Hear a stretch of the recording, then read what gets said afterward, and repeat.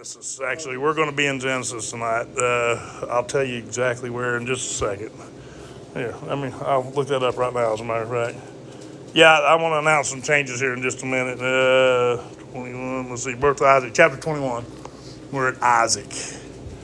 I'm probably confident to say that this is like the first time I've been like really enjoying like the Old Testament and like realizing that like Old Testament really answers a lot of stuff for the New Testament. Like I really heard that you have to understand the Old Testament to understand The New Testament, right. Like, it's kind of monotonous and like you have to. I don't know. For some reason, it's not like as. It's hard. Well, there's parts of it. Well, for one thing, we don't do a good job teaching it. Much of it is that we don't do a good job teaching it. So, and then there's a lot of it that's pretty controversial when you start talking about the context of modern Christianity. Yeah, There's a lot of the Old Testament that's hard to deal with. I mean, you got some tough stuff. I mean, you're talking about children being separated from their fathers. You have, people being put to death for what we would call offenses that weren't as serious, that we don't put to death for now. Let's just put it that way. I mean, so it's tough time. I mean, you're talking about the very beginning. You got Abraham. Abraham comes from Iran. Who knows where all Ur is up closer to Iran. Yeah. So there's a lot of stuff that's really just not taught real well about the Old Testament. There really, and we kind of glaze over the first third of the book of Genesis. This is kind of we almost. I guess the word I'm looking for is fairy tale. We kind of conceptualize it more like a fairy tale than a fact. All right, it's like, oh yeah. It's like the story. The story, right. So our concept of it is more in the realm of fairy tale than in biblical fact. Kind of is what I'm trying to say. And then there's a lot of churches too that just teach baptism and salvation. That's all that they will teach you about. So you'll go sit for 20 years, and for 20 years you get a salvation message. When for 19 of those you've been baptized and saved. So, so I like the Old Testament because it does answer those things. Like when you find out what the mark of the beast is, well, where and what's going on with that? That's all Old Testament stuff. That is, and if you don't know that, well, then you're going to get confused and carried away with the modern interpretation of like what the mark of the beast actually is, so and when it's supposed to teach you something, I mean, the best way to describe that, like the mark of the beast, the phylacteries is the New Testament word thing about it. What they call it is the process of taking this little box that has some Bible verse in it, taking a cord and wrapping it up your arm. For the mark in the hand, for your hand, and then in your forehead, the same thing, but there's a leather strap that went around. By the time, now the Old Testament, it was supposed to be in your mind and your hand. It was evidence of your work, and what was in your mind was what it was about.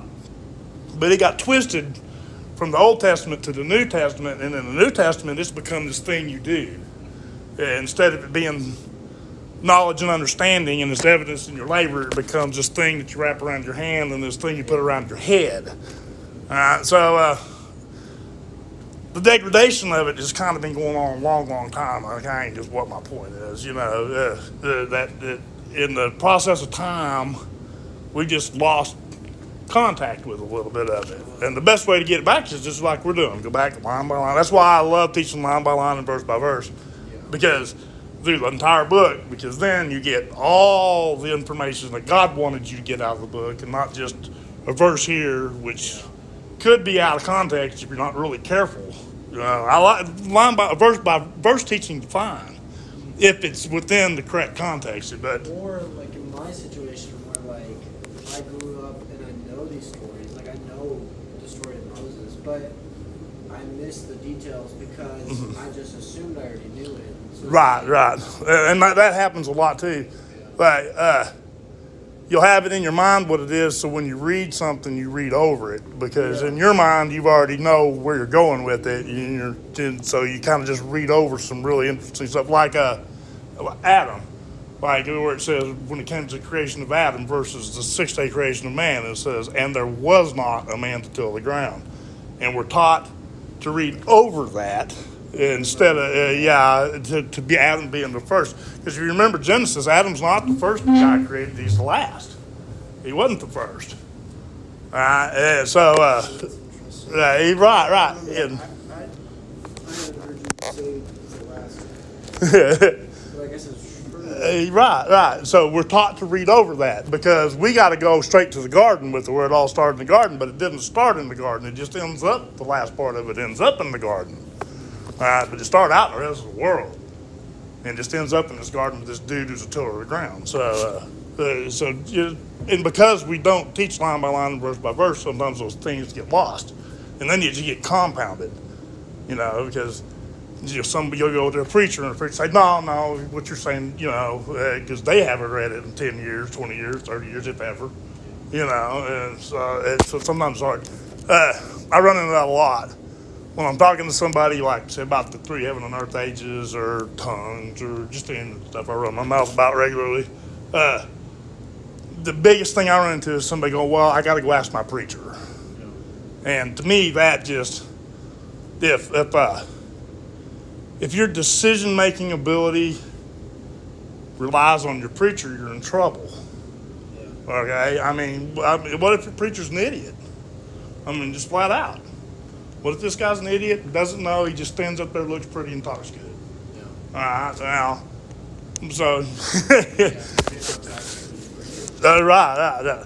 Anyway, great, let's get on with this. All right, well, that's enough of me talking, and we're way late. But we've been recording for a while, so yeah. Yeah, all that's on there, so we'll get started with it. There, I need my glasses because seeing's a bonus. At least in my old age, anyway. Hold on just a minute. I'll be right back because I'm going to be seeing too good with these. This more looks like a grease spot. Oh, yeah. Everything's diffused. It's a wonderful place. I guess Roman fell over. So, all right. Let's see. Let's get on with this. All right. Today is Wednesday, May 24th.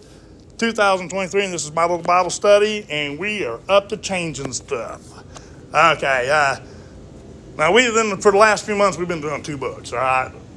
My brain's getting scrambled, keeping up with where I'm talking about Abraham or where I'm talking about Moses. I'll be thinking about Abraham and remembering stuff that Moses is doing. All right. Okay, I didn't want to do these books to begin with, so we're going to come back to one. So we're going to finish the book of Genesis. We're going to still do 2 days a week, but we're going to finish the book of Genesis. And most of it is the reason why is because teaching 2 books, I'm not really doing a good job teaching either one of them. All right, and the reason why is because I'm always having to shift gears. You get in a vein in the book of Genesis, and then you get in a vein in the book of Exodus. And to jump back and forth twice a week is rough, for me anyway. Somebody else could do it, but I think I'll do a better job with it by teaching Genesis and then go back wherever we left off in Exodus. We'll just pick up there and finish that up. Then we'll be going to John after we're done with all that. So, back to the new game then. Genesis until we're done. All right? Tonight we're going to be on chapter 21 where we finally get to the birth of Isaac. Now, if you remember in chapter 20, was where we left off with Abimelech and Abraham, right? Now, Abimelech is a king that's in the region right there in the land of around the Philistines and around their region, all right? And Abraham has a good rapport pretty much with Abimelech. Now, if you remember, Abraham and Sarah, when they went into Egypt, the very beginning of this, Abraham came up with this bright idea to say that, hey, look, let's just say that you're my sister, because if they say I'm your husband, they'll just kill me to take the beautiful woman away. All right? And Sarah goes along with it. And I think I made the comment back then that Abraham and Sarah were half brother and sister. Well, in chapter 20, in Genesis, that's where he tells it. It's in chapter 12 of chapter 20. Abraham and Sarah had the same father but different mother. All right? Now, these things will later be outlawed, all right? But for right now, there's no sin until there's a law against it. And as at this point in the book of Genesis, there's not been any law given sinners around marriage, all right? Or anything like that. If you'll notice, later Lot and 2 of his daughters had children together after the destruction of Sodom and Gomorrah. Again, another not such a good idea genetically, but a practice that will be outlawed later in the book of Exodus. As a matter of fact. All right. Now you remember Abraham, God's been promising Abraham a lot, right? So I'm going to make you a father of many nations. You're going to be a multitudinous people. But as of that point, he really didn't have any kids. All right? Now Sarah comes up with this great idea to give her handmaid to Abraham so that she could have seed through her handmaid, right? And the name's Hagar. And Ishmael is the son that's born from that marriage or that wedding, all right? Now, God's not done with Ishmael yet. He's not done with Hagar either. All right, and we're going to get to talking a little bit more about them. Now, Hagar's had Ishmael, and all of a sudden, Sarah's going to get pregnant with Isaac, all right? And that's where we're going to pick it up. All right, Genesis chapter 21, verse 1. All right, Father, we ask to find people with open eyes and open ears in Jesus' name, amen. All right, and the Lord visited Sarah, as he had said, and the Lord did unto Sarah as he had spoken. All right, remember, he said, I'm going to return, and I'm going to return the time of life to you so you'll be able to have children. But Sarah's 90 years old. All right, she's not been able to even bear children for probably better part of 30, 40 years. All right, but yet God is still promising these two people that they're going to have a son. They're going to have children. All right. Now, Sarah thought she was going to get around it with Hagar, but God has other plans. All right, but he's not forgotten about Hagar or Ishmael. All right. Verse 2, for Sarah conceived and bore Abraham a son in his old age. Now, his old age is not the problem. It's her old age that was going to be the problem, right? At the set time of which God had spoken unto him. Verse 3, and Abraham called the name of his son that was born unto him, whom Sarah bare to him, Isaac. And Abraham circumcised his son Isaac, being 8 days old, as God had commanded him. All right, remember we just covered that just a few chapters ago. All right, so Abraham's doing real good with Isaac, right? Verse 5, and Abraham was 100 years old when his son Isaac was born unto him. And Sarah said, God hath made me to laugh, right? Now you remember what he said, right? When Sarah's standing back there, and the angel of the Lord and the two other angels were talking to Abraham, and they're talking about this, and Sarah hears it. And remember what it says? It says in her heart or in her mind, she laughed. All right?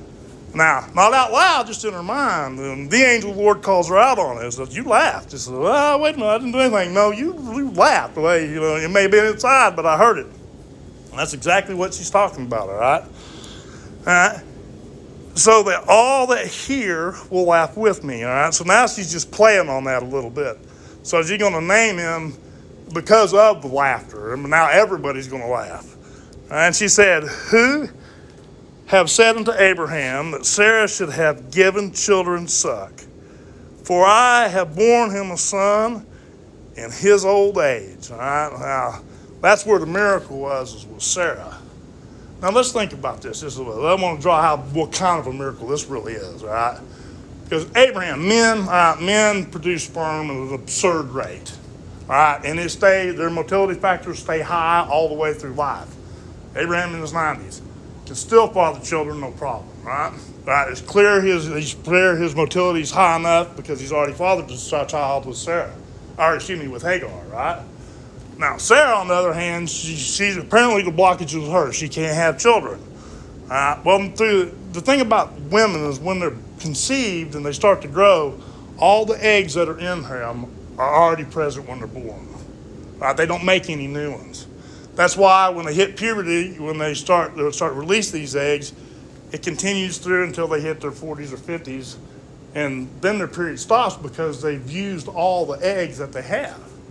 All right, well, this happened to Sarah a long, long time ago. All right, so what God has done is intervened in her cycle somewhere. She's either had some eggs stored somewhere or he just flat miracles some. But either way, you're going to have a healthy son born out of this miracle, all right?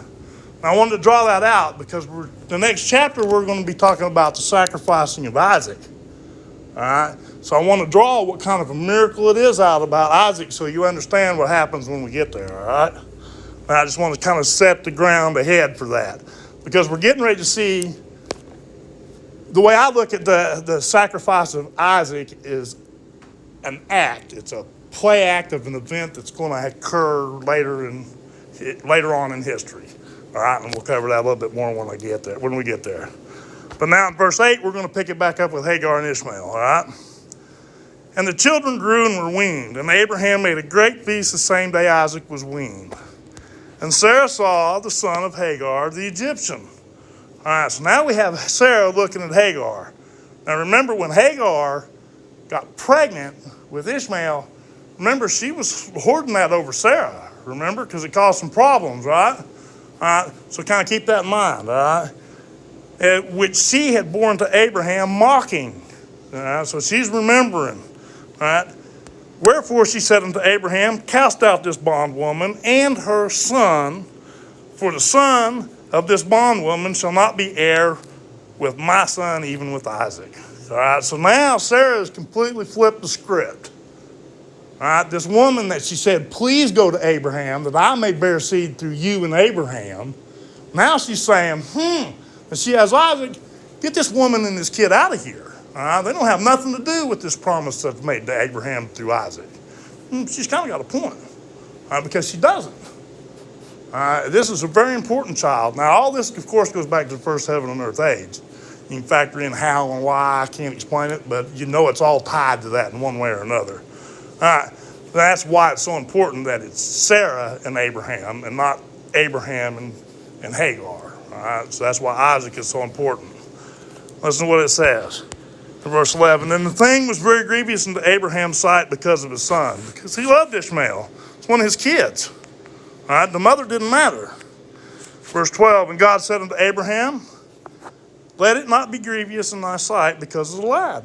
Don't let this bother you, Abraham. And because of the bondwoman, in all that Sarah has said unto thee, hearken unto her voice, for in Isaac shall thy seed be called. All right, now God's flat telling Abraham now, it's going to be this boy. This is the one that your seed is called, that all this promising that I've been doing to you, it's going to come through him. All right, and Abraham believes that. Now hold on to that, all right, because it becomes very important again.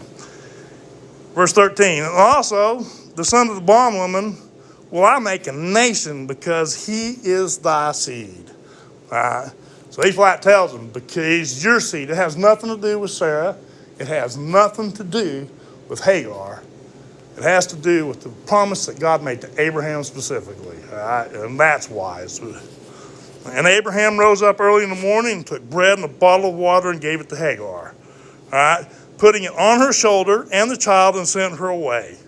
And she departed and wandered in the wilderness of Beersheba. All right, now hold on to that word Beersheba. All right, that means the well of the oath is what Beersheba means, okay? It's going to be important in understanding exactly what this where this place is and what happens there. Now, first thing I want to point out here, what did he give her? He gives her bread and water, right? Abraham's a wealthy man. He could have provided servants.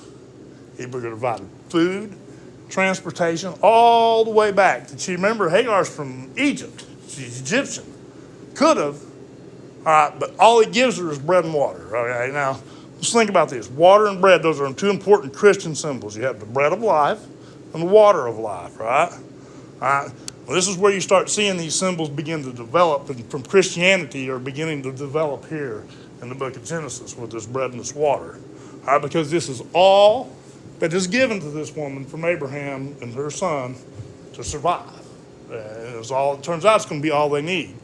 So all anybody needs is the bread of life and the water of life, and you're good to go. Okay. Now remember, he's promised all these things. And then Beersheba is where they are.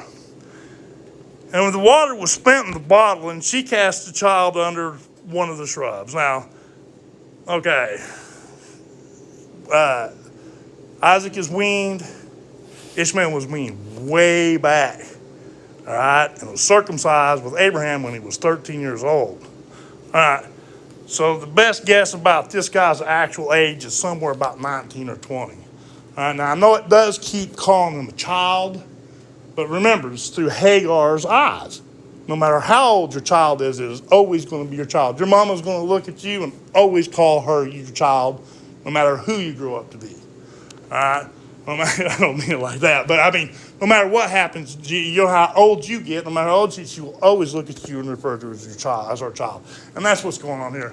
But just remember, he's 19, 20 years old. By all intensive purposes specifically for this era. He is an adult man, all right? All right, now he will call him a child again, all right? And she went and sat down over against him a good way off, as it were a bow shot. So we're talking, 150, 200 yards maybe, something like that. For she said, let me not see the death of the child, again, this man. And she sat over against him and lifted up her voice and wept. And God heard the voice of the lad. Now listen, it was Hagar who was doing the crying and the praying, but it was not until here's Ishmael, all right, that he answers. And God heard the voice of the lad, and the angel of God called to Hagar out of heaven. All right, and said unto her, what aileth thee, Hagar? Question. Fear not, for God hath heard the voice of the lad where he is. Arise, lift up the lad, and hold him in thine hands. And just pick him up, hold him by his cheeks, all right? For I will make him a great nation. And again, we have that promise under there, right? And we talked about who these people were, who these people are, right? Most of these become the Saudi princes, if not the rest of the Arab world, all right? Now, big promise. They don't have a lot of resources, but they got a lot of oil, all right? So they're loaded up for the modern era, all right? Big blessing to these people. We say you're going to make a great nation out of them. And these people got their finger in every pot on the planet because of the kind of resources that they do possess. All right? Big promise kept. All right? And God opened her eyes, and she saw a well afar off. All right? Now, I can't explain to you if this well is a miracle. I don't think it's a miracle. We're talking about Beersheba. It's the well of the oath. I told you Beersheba means the well of the oath. And that tells you where it is, because Abraham is going to reply to Abraham here in just a minute, all right? But she finds a well there. You got to remember, this is a desert woman, so they're in the desert, right? God says he kind of opened her eyes to show her, right? Well, probably saw her recognize terrain features that indicate where water would be. She's from the desert anyway. She's Egyptian, so she knows how to survive in it, pretty much, all right? So apparently he opens her eyes and she sees what she recognizes as the probability of water somewhere. And she follows this, right? All right? And she finds a well, right? And she went and filled the bottle with water and gave to the lad. And God was with the lad, and he grew and dwelt in the wilderness and became an archer, a great hunter. And he dwelt in the wilderness of Paran, and his mother took him a wife out of the land of Egypt. So they went back to Egypt, and that's where Hagar finds Ishmael a wife, back with her own people. All right? Now, that pretty much handles Hagar and Ishmael for a while. Now we're going to move on, and we're going to bounce back to, remember the previous chapter was Abimelech and Abraham, right? Well, we're going to pick it back up. And this well that we've been talking about becomes an issue there, okay? Listen to what it says. Verse 22, and it came to pass at that time that Abimelech and Philcol, the chief captain of the host, spake unto Abraham, saying, God is with thee in all that thou dost. Now therefore swear unto me here by God that thou wilt not deal falsely with me, nor with my sons, nor with my sons' sons. I always promise to tell us the truth, Abraham. But according to the kindness that I have done unto thee, thou shalt do unto me, and to the land where therein has sojourned. If you remember from chapter 20, that was part of the deal. He told Abimelech, that he tried to pull the same thing with Abimelech that he pulled in Egypt, saying, this is my wife, this is my sister, And Abimelech finds out about it, gets really ticked off, and Abraham just explains to him, I didn't know God actually dwelt here. It was my mistake. And they do pretty good. Remember, God comes to Abimelech in dreams, says, you have another man's wife, give her back. And if you don't, I'm going to kill you. And he went and scooted her back. But see, Abimelech kind of shows his character because he goes a little bit farther. He doesn't just give her back. He pays 1,000 pieces of silver to Abraham because of the problem that he caused for her, right? Even though it was kind of Abraham's doing. But even inside, Abimelech recognizes Abraham as a prophet and just tell you, okay, just join here any place. Wherever my kingdom is, you can hang out here as long as you want. Apparently, Abraham went to digging a well, okay, because this well's getting ready to come back into it. The same one, well, let me rephrase that. in my mind, most likely the same well that Hagar is at, or was at. Listen to what it says. And Abraham said, I will swear. Abraham doesn't have any problem with making this promise, right? And Abraham reproved Abimelech because of the well of water, which Abimelech's servants had violently taken away. We haven't had that story yet, all right? And the reason why is because this is from Abimelech's perspective, basically. He doesn't know anything about this. But apparently some of Abraham's people have been at this well that might well be the same well that Hagar was at. All right? And these people ran him off violently and took over the well and the water that they'd drawn. All right? And Abimelech doesn't know anything about it. And Abimelech said, I wot not who hath done this thing, neither dost thou tell us me. I don't know who did it, and you can't tell me who did it. Neither yet heard I of it, but today. All right? And this is the first I've heard of it. I don't know who did it. You don't know who did it. And this is the first I've heard of this, right? And Abraham took sheep and oxen and gave them to Abimelech, and both of them made a covenant. All right? And Abraham set 7 ewe lambs of the flock by themselves. And Abimelech said unto Abraham, what mean these 7 ewe lambs which thou hast set by themselves? Now, 7 is that number, means spiritual completeness, right? All right. And he said, for these 7 ewe lambs shalt thou take of my hand, that they may be a witness unto me that I have digged this well. All right. So this well is a little point of contention. All right. And he's presenting these 7 ewes, these 7 virgin sheep, to Abimelech, as an oath to say, I dug this thing. This is my well. I dug it in your territory, but I dug this well. All right? That I dig this well. Wherefore he called this place Beersheba, which means the well of the oath. All right? The same area that Hagar was in Beersheba, the well of the oath. All right? Because there they swear, both of them. Thus they made a covenant at Beersheba, at the well of the oath, and Abimelech rose up, and Phicol, the chief captain of his host, all right, and they returned to the land of the Philistines. They went home. All right, everything settled up. And Abraham planted a grove in Beersheba, and called there on the name of the Lord, the everlasting God. All right. Now, grove, I want to point this out, grove, because usually when you get this word grove, the word you're going to get in Hebrew is Ashtaroth. Now, an Ashtaroth was a pagan god, all right, and it's where you get the idea of grove worship from. And it was always done in a grove, and the Ashtaroth was the god that was in control of the grove. Now, the thing that I want you to remember about the Ashtaroth, they were one of the groups that practiced child sacrifice, all right. So this is one of the things that God is very much against, is child sacrifice. Never been in favor of it. Never has been. We'll get into that when we get back into the law. All right? But this grove here, it's called a grove, but it's a hardwood grove. The tree that it means is a hardwood. And what he's doing is that this well, all right, he's just trying to make it a paradise for people that want to come to it and chill. All right? And it's a hardwood grove. It's not a grove like the Ashtaroth grove, okay? And you can just you can identify all that with the Strongs if you need to. All right? And Abraham sojourned in the Philistines' land many days. All right, so that finishes that chapter. Now, here we're at the infamous chapter about Isaac's sacrifice. The sacrifice of Isaac. All right. Now, I want you to remember a couple things. The birth of Isaac was a miracle, hands down, flat out. You can't deny it. All right, he's already promised Abraham that it's through Isaac that his seed's going to be called, that all this promising that I've been doing, through Isaac this stuff is going to come through. All right. Abraham remembers it, and he also believed it, remember? Listen to what it says. And it came to pass, after these things, that God did tempt Abraham. All right. This is more of a test than tempt, okay?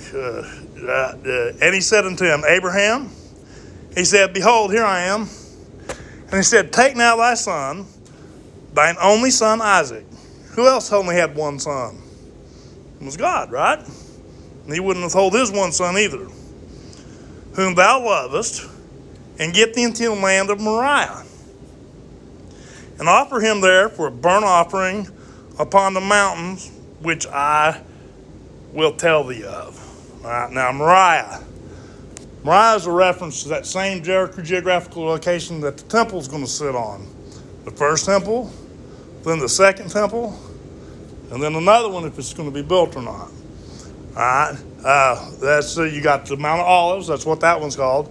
Moriah is the other pinnacle or another point that's out there. It's also called Calvary. It was also called by the Romans Golgotha, or the place of the skull. It's the place where Christ will be crucified, right? Then you have another little mountain. The name of it escapes me, but there's 3 little mountains right there that form the whole idea of Moriah. And one of them is Mount Moriah, and the other one is Temple Mount, where the temple actually sits, okay? So now he didn't tell him which one. He just told him to the place that I'll show you. He didn't tell him by name which one it was, right? And Abraham rose up early in the morning, right, in a hurry. Listen, he's been told to sacrifice his son, but Abraham's in a hurry. All right, Abraham rose up early in the morning and saddled his ass, and took 2 of his young men with him and Isaac his son, and clave the wood for the burnt offering, and rose up and went unto the place where God had told him.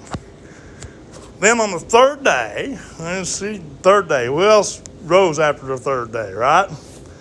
On the 3rd day, Abraham lifted up his eyes and saw the place afar off.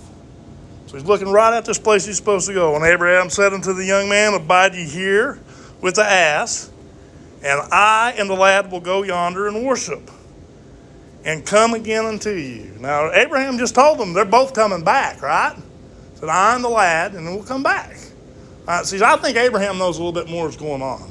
Now, this is about Abraham's faith, all right? And we can't get away from that story. But I think that Abraham has some kind of an idea that something else is going on. Listen to what he says. All right? Verse 6. And Abraham took the wood of the burnt offering and laid it upon Isaac his son. And he took the fire in his hand and a knife, and they went both of them together. And Isaac spake unto Abraham his father. Now Isaac's going to ask some questions here. Remember, this is the golden boy. This is the kid of multi miracles, all right? And he said, Behold, the fire and the wood, but where is the lamb for the burnt offering? All right, and Abraham said, My son, God will provide himself a lamb for a burnt offering. All right, just like on Calvary. And so they both went. They went both of them together. And they came to the place which God had told him of, up there at Mount Moriah. And Abraham built an altar there and laid the wood in order and bound Isaac his son and laid him on the altar upon the wood. And Abraham stretched forth his hand and took the knife to slay his son. So Abraham was pretty committed to it still. Okay? Now I want to stop right there. What does Abraham know? Abraham knows that in Isaac his seed is called. All right? Abraham knows it was a miracle that Sarah was able to even conceive him in the first place. All right? So Abraham knows that even if he slays Isaac, all right, that God will resurrect him, because he knows that it's in this boy that his seed, that's promising that God has been doing, is going to come through him. All right. So Abraham is demonstrating immense faith. I'm not taking that away from Abraham. All right. All right. So he understands that it is in that boy that his seed is called. All this book of Genesis, since we started with Abraham, has been about this promise, and Isaac is finally here, and he knows God will not take Isaac away from him because he's already promised. All right, and that's one of the reasons that Abraham has so much faith. He believes what God has said. He's witnessed the miracles of his birth himself. All right, and he's been involved in this from the very beginning. So in Abraham's mind, there is no question that Isaac will survive all this just fine. All right?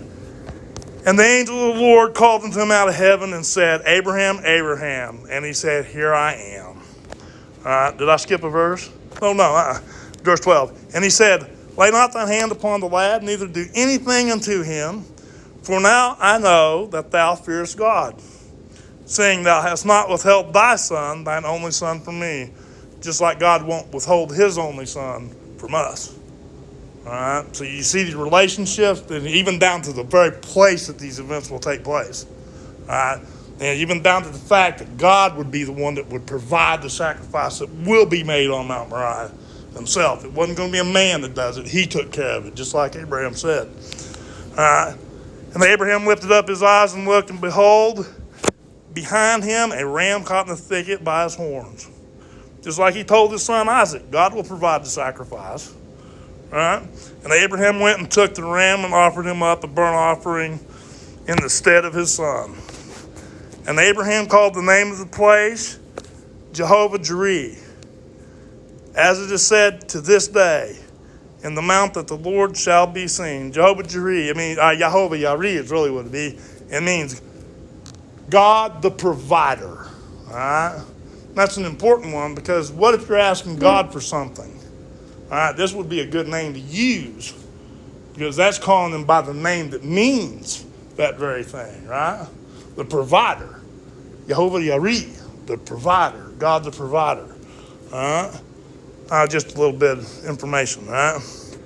And the angel of the Lord came unto Abraham out of heaven the second time, right? Remember the first time was what? After he came with the battle where he killed all the kings. You know, all the ones from the Vale of Sidon, not from the Vale of Sidon, but that was the two kings that they killed. The Plain of Shinar, the Plain of Shinar, the King of Nations, and all them. He came back from the slaughter of those kings. That was the first time, right? Now this is the second. And he said, by myself have I sworn, saith the Lord, for because thou hast done this thing, and hast not withheld thy son, thine only son, that in blessing I will bless thee, and in multiplying I will multiply thy seed as the stars of heaven, and as the sands upon the seashore. And thy seed shall possess the gates of his enemies. Now let's focus about that a little bit, right? Not their gates, but the gates of their enemies. All right? How many times have we been invaded as a country? Since our independence, the closest thing we've ever had to an invasion was 9/11. All right? But yet we've been able to be in control of other people's gates from where we are. All right? This is just another one of those little tidbits of who Israel actually becomes, what we're actually seeing here. All right? All right? And in thy seed shall all the nations of the earth be blessed, because thou hast obeyed my voice. So Abraham returned unto his young men, remember the ones that he left, and they rose up and went together to Beersheba, back to the well of the oath. And Abraham dwelt at Beersheba. And it came to pass after these things that it was told Abraham, saying, behold, Milcah, she hath also borne children unto thy brother Nahor. All right, so we're going to switch gears just a little bit. We're going to Nahor. And the reason why is because we're going to start looking for a wife for Isaac already, all right? This kid's just been weaned. But yet Abraham's ready to get on with this. Well, not just been weaned, but now he's went to the sacrifice. Abraham's ready to get on with this stuff, all right? So he's already wanting to find Isaac a wife. Now he's talking about, now this is what he says, all right?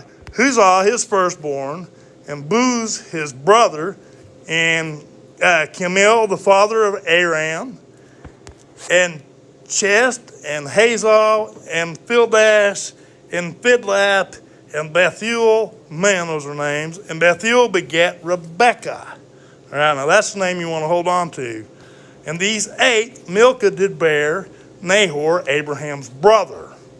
All right, now we're looking a little bit farther away from close relatives. Now we're moving a couple steps away from Abraham himself, right? And even farther away from Isaac. And Bethuel begot Rebekah.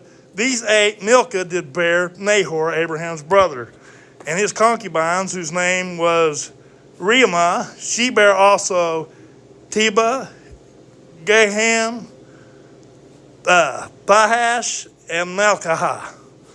Woo, those are names. All right. Now, so we're starting this quest now for Abraham, for the wife of Isaac. All right, and it's going to be Rebekah. Most people know that. And that ends chapter 22, and that's where we're going to stop tonight, because we're going to get into some other stuff next time we get this. So we're going to pick it up on Sunday then with chapter 23, which is where we will be, I believe. And it starts with Sarah's death and burial. So, in and out, Sarah, pretty quick. And don't forget, Abraham's going to pick up another wife, too, before it's all over with, and have some more kids. And some of which we've already talked about, Medan being one of them. The Midianite priest, way back. Well, that's one of them we're talking about. Anyway, we'll talk to you guys next week.